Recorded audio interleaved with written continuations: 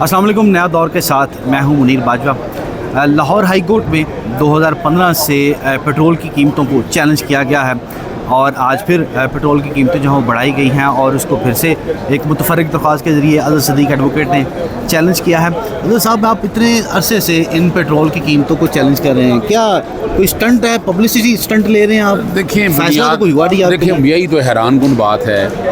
पहला round of litigation था, उसमें चैलेंज किया गया कि सेल्स टैक्स इजाफी कम जो आप लगा रहे हैं और पेट्रोल की कीमतें जो है ना, ये सारी चैलेंज की गई। जस्टिस आयशा मलिक ने इसका फ़ैसला कर दिया और उस दौर में बड़ा मज़ा आया था इसहाक डार ने कहा हमने बजट डेफिसिट पूरा करने के लिए कीमतें बढ़ाते हैं। तो 2016 में मैंने कहा अब तो बजट का कोई डेफिसिट इन्हें रखा नहीं, तो ये क्या कर रहे हैं। और आज जस्टिस आयशा मलिक ने वो दरख्वास्त खारिज कर दी। उसके against intra court appeal pending पड़ी है। आज भी इंट्रा कोर्ट अपील पेंडिंग पड़ी हुई है जो लाहौर हाई कोर्ट में है और वहाँ पेट्रोलियम की कीमतें मुकर्रर करने का मैकेनिज़्म मांगा हुआ है और वो मैकेनिज़्म आज तक वफाकी हुकूमत दे नहीं सकी है। मिसाल के तौर पर क्या वजह क्या हो, क्यों नहीं? वजह है नहीं ना यहाँ पर।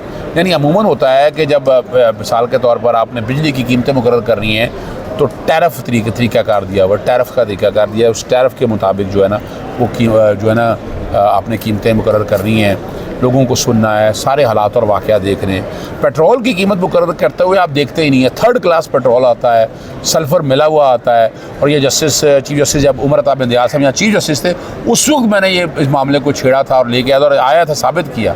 अब भी ये कीमतें पेट्रोल जो बाहर से परचेज़ करते हैं पता ही किसी को नहीं है इम्पोर्ट प्राइस क्या है, कौन देखता है, कोई नहीं देखता। यहाँ पर आपने चश्मे ज़दन में आपने बैठकर फैसला कर दिया कीमतें इतनी बढ़ा दें। तो ओगरा इसमें कीमतें मुकर्रर तो कमाल की बात है। आवाम को भी वहाँ पे सुनवाई का मौका यही तो है, यही तो मेरा कहना है। यानी ना तो ओगरा के सामने और ना ही वफाकी हुकूमत। डीजी पेट्रोलियम का कहा गया, डीजी पेट्रोलियम कोई नहीं है। इस जेल में रख लें, इस वक्त पेट्रोलियम की कीमतों बनाने के लिए कोई कानून नहीं है।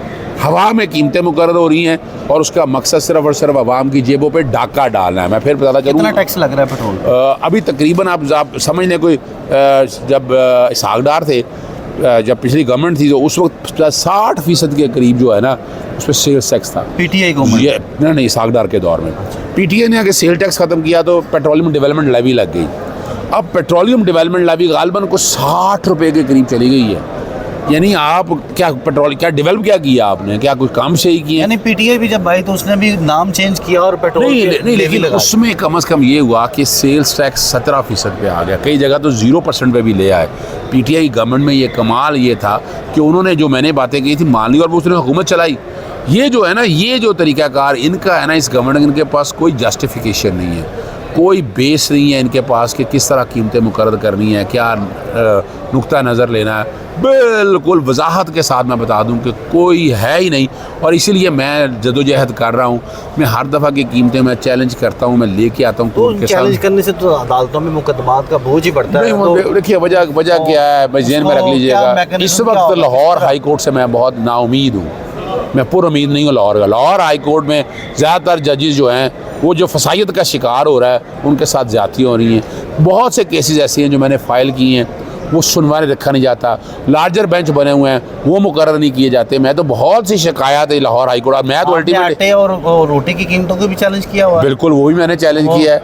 लेकिन यहाँ देखिए जेन में रख लें, यहाँ वजह क्या है कि यहाँ जो अच्छे जजेस हैं ना उनको लाहौर से बाहर भेज दिया जाता है। अच्छा ये बताएं, क्या हाई कोर्ट इस तरह आटे की, चीनी की और पेट्रोल की कीमतें मुकर्रर करने का हुक्म दे सकती है? भाई बात बड़ी वाज़ेह है।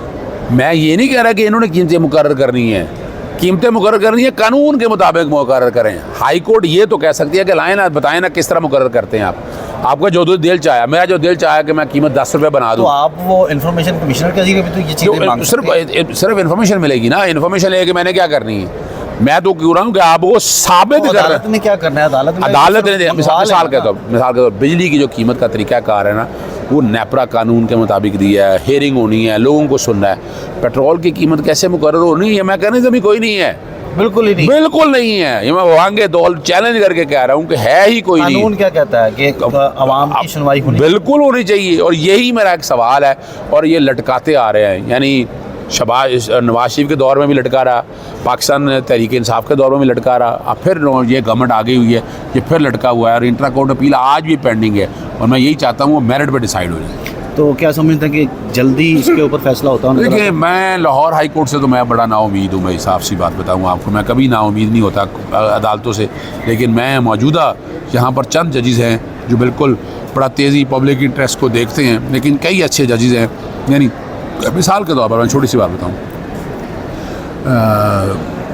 सेक्शन 215 और मखसूस नशिस्तों वाला मामला था, उस पर मैं सिंगल जज जनवरी से लगा हूँ, फरवरी में डिवीज़न बेंच बना, कुछ नहीं किया उन लोगों ने, लार्जर बेंच बन गया, लार्जर बेंच में 2 जजेस साथ बिठाए, बेंच खुद चीफ जस्टिस ने कॉन्स्टिट्यूट किया, लेकिन उसके बाद 2 जजेस जो हैं वो लाहौर से ट्रांसफ़र हो गए। अब नया बेंच, अभी ये बेंच ने सुना ही नहीं है, तो केस तो लगाए ना, अब नहीं लगाया।